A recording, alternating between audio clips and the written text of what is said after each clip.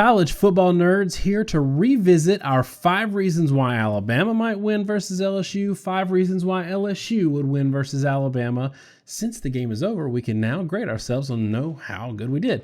We're going to do both of them in this video, not 2 separate videos like we did leading up to it. We obviously did a review of this game as well. If you haven't seen that yet, feel free to check it out. I'll link it in the description. You can also visit our channel and see it there. All right, Josh. First up are my 5 reasons LSU beats Alabama. Number 1, Bama can't get Joe Burrow plus a powerful offensive line off the field on 3rd down. Was I right or was I wrong? I think you're pretty right on that one. 8 of 15. Anytime you're better than 50% on 3rd down, I think you're being pretty efficient. 29 first downs in the game. They really struggled getting Joe Burrow off the field. Yeah, and it was crucial down the stretch where they needed everybody in the building knew they were going to run up the middle and try to get a first down and wind out the clock. 3rd and 15 or whatever, same thing, couldn't stop them. So that was a big one. Alabama also had converted a bunch of 3rd and longs as well. Number 2, Clyde Edwards-Hilaire versus Alabama linebackers in the passing game is why LSU will beat Alabama. I think I'm 2 for 2 on that one. What do you think? Yeah, I definitely think so. And we mentioned that Edwards-Hilaire was probably going to be more effective in the passing game than the run game. He was 5.2 yards per attempt on the ground, over 100 yards, but on 20 carries. That's good. That's definitely not spectacular. But he had 9 receptions for 77 yards, 8.6 yards per reception. He was extremely effective in the passing game, probably more so than he was in the run game. And that definitely gave LSU an edge. Yeah, people are going to remember a couple of timely runs, especially spin moves out of corner blitz, safety blitz that busted for pretty long runs. But those were also surrounded by a lot of struggle runs. It was the pass game that was the difference. 2 for 2 there. Number 3, Alabama's kicking game sucks. I'm giving myself 1 for this. It's not why they won. But they missed another freaking extra point, and I tweeted this in the middle of the game.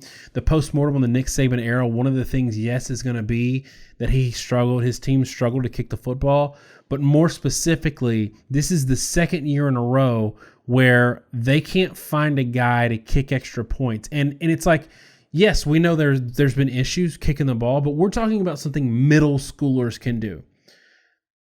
That, to me, I guarantee you could pluck a semi-athletic, not even athletic person, male or female, out of that 30,000-plus student body, train them for 2 years of practice doing nothing but kicking, and they would be able to kick extra points, and they can't kick extra points. This is the equivalent of a long snapper not being able to get the ball back to the punter like 3 out of 5 times. It's ridiculous. I'm giving myself 1, even though it wasn't that big of a deal. If Alabama had to win on a game-winning field goal, they wouldn't have done it. Do you disagree? No, I agree. When you also have to throw in, right, the drop punt, where they have a walk-on punter that's only played in a couple games. Yeah, because the other guy can't kick it more than 20 yards. Right. Number 4, LSU's already won shootouts, and Alabama hasn't been tested. I also think early on, I think part of it was the Tua rust, some of those middle mistakes, but also I think this thing that I flagged in our preview, that Alabama's got this weird mental juju where they make a bunch of uncharacteristic, easily avoidable, unforced mental errors in games where teams punch them in the mouth early and show they can stick with them. I think part of this is because they aren't playing that many good teams to ever give them even a mild test, so they freak out when they have a test. Last year, Alabama blew everybody out of the water, except for Georgia because Tua was hurt.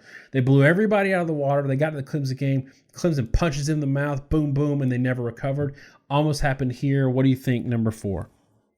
I definitely agree. There's no doubt that Alabama was rusty in the first half. Again, scored on 1 of their first 7 offensive possessions. And you saw, I think, at the end of the game, even if you're an LSU fan, you got to admit that their offense is capable of putting up points. When they were being effective and balanced, they weren't ready. And I think that comes from the fact that they just weren't battle tested. They weren't, and I think this has been going on for a few years. They've played a weaker schedule. A lot of it's really not their fault. They played FSU. and they play Louisville, and they were playing teams that were top 10 teams or projected to be top 10 teams or were top 10 teams in their schedule. This year is a lot more their fault with Duke, but that's a complicated issue contractually with the ACC and the game that they were locked into in Atlanta. But they definitely weren't battle tested, and LSU was. And I think LSU came in knowing what they were getting into, and Alabama really wasn't ready for it. So number 5 for me is accidentally correct in that I said Alabama would lose this game because Alabama is really banged up. And if you look at the first practice report coming out of the bye week, it was just a who's who of who didn't practice. That was what led me to that point. But ultimately, I think the slow start was because of one person being banged up. Clearly to his ankle was bothering him. He had a huge limp throughout the game. I don't think it was bothering him that much that it impeded his play. I think it mentally impeded him. I think for once, I'll give Gary Anderson credit. I think there was a lot of rust because he had been held out of practice, real practice. And I think that they were calling the game around his ankle, and he turned out to be banged up. So accidental, unintentional, 5 for 5, would you say? Maybe so. That's a tough one to give it to you, but I will. I'll also add that those guys that were out, I think all across the board, Alabama probably hadn't practiced as well or as much as they should. The offensive line wasn't great at the start of the game for them. I think defensively they weren't great. You definitely felt like they missed, it's easy to remember the linebackers are out, but they're also missing a starting defensive end that when he went out, I think we were told that he was going to be back in time for this game. At least I remember that when he came out and mentally going, okay, well, this isn't such a big deal because he'll be back. Whatever the number of weeks were, he was supposed to be back by this game, and he's out. So you've got multiple starters. And I'll say that's an interesting thing, too, for Alabama defensively. They didn't really run 3 defensive linemen for a lot of this game. They were running multiple linebackers and stuff on the D-line because it was their only choice, given that it was either starting like 4 or 5 true freshmen or you're playing outside linebackers out of place and only putting 2 defensive linemen on the field. Alabama's banged up. It's not an excuse for Alabama. It's what they are this year, and it's continuing to hurt them.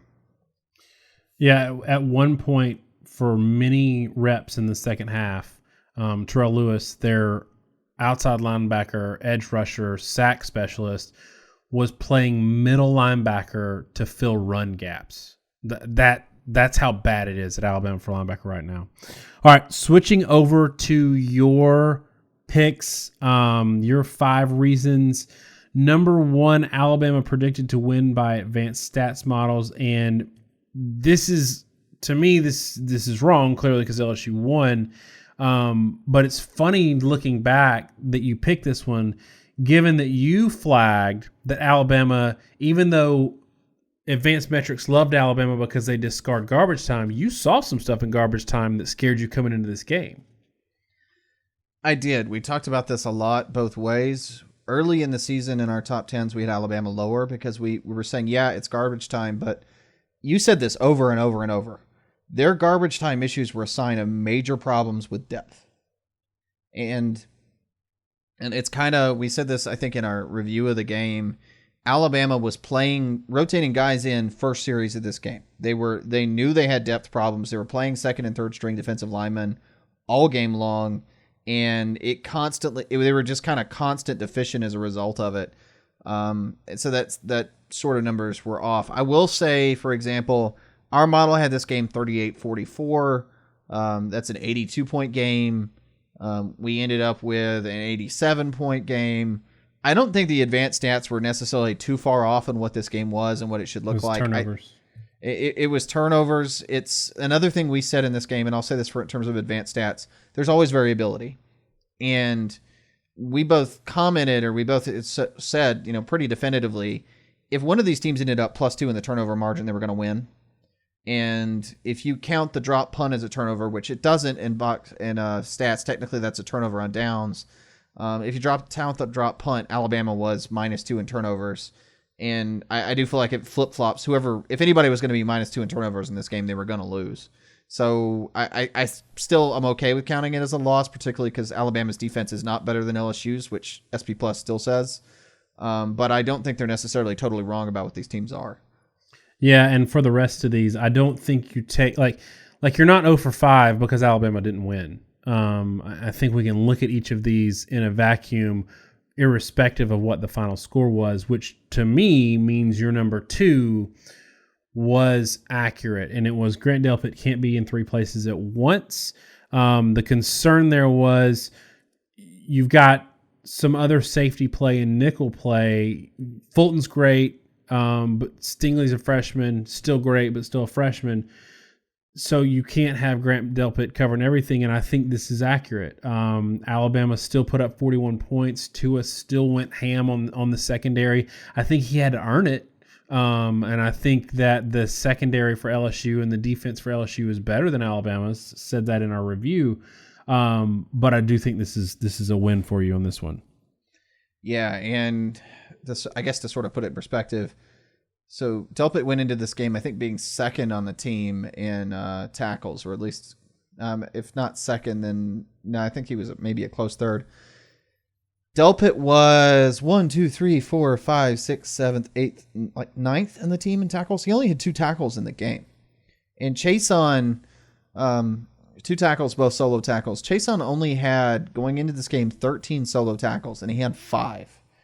They won this game partly because they self-scouted and you realized, I talked about this in the review, they used Chason not so much as a pure pass rusher, but as a true outside linebacker, and he was a lot more effective on the perimeter, getting tackles for loss and tackling receivers. But Alabama did scheme Delpit out of the game. And a couple times where he was involved, he was coming from, somewhere off field and he wasn't able to make a tackle. Maybe that was partly due to injury. But I do think this was absolutely true. They were able to scheme Delpit out of it. Number 3 is Alabama has a best pass rusher in this game. And I think this did prove to be correct in that Terrell Lewis still had the most impact in the pass rush as a single player, even though late in the game, like I said, they had to move him out of that pass rush role and play a lot more middle linebacker, which is weird since he's not a middle linebacker. Alabama still had 5 sacks and had multiple QB pressures. Their pass rush was actually really good in this game. The issue was Burrow was better. So that to me was not a knock on that's not a reason to count you out for number 3. Are you going to grade yourself as a count you in or count you out on that one? Yeah, I mean, Alabama had 5 sacks and LSU only had 1 sack. It was a half sack between Queen and Lawrence. Ironically, Lewis did not record a sack. It was Jennings and McKinney, but like you said, the constant pressure being flushed. Burrow handled the pressure a lot better, probably in large part because Tua Tagovailoa wasn't very mobile. But Alabama actually did generate more pressure, even though, LSU handled it better. They were able to get sacks, and were able to get more pressure. It was just LSU did a better job of throwing the ball under pressure than Alabama did. And I did say for a bonus one on mine that Burrow would convert 3 long third downs with his legs. I don't know if he actually did that, but clearly he was effective. He's a far better athlete than he gets credit. Number 4 is easy. Jalen Waddle is nation's best punt returner. I don't even think we need to spend much time on that one. That's a yes in my book. Yeah, I think I'm kind of proud of that one. I think I pretty well hit the nail on the head that was going to be something of a factor in this game.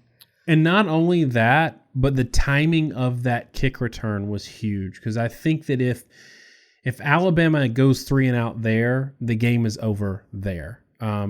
Getting points on the board at that time changed the tenor and the dynamic of that game.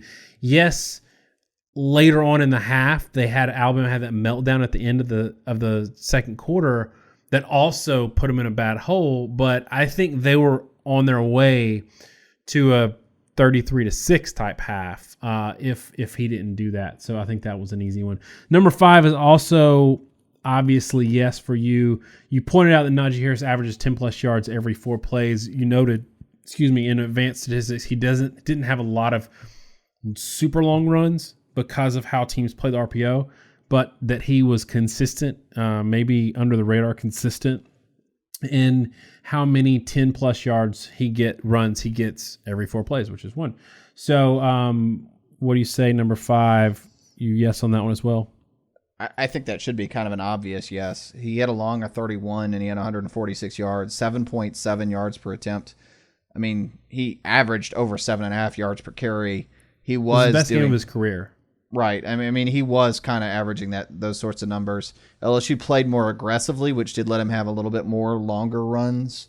But you could definitely see from Najee, he may not have that breakaway speed. There's like a second gear missing once he gets to the second level, but he is explosive in the hole, and he can get to the linebacker and safety depth and then run over that safety for 15 yards, and he can do it pretty consistently. All right, y'all, that's our review of our 5 reasons why LSU or Alabama will win this game. I think we were all over this game, y'all. Yes, we did predict Alabama to win, but like we said Alabama wins. If LSU is +2 in the turnover margin, they win, and that's what happened. They won by 5 points. So this is our victory lap. We gave y'all some really good content because if you'd have listened to us ahead of the game, you'd sound really smart during the game. All right, y'all, thanks so much for watching this quick hitter. Have a great week, and God bless.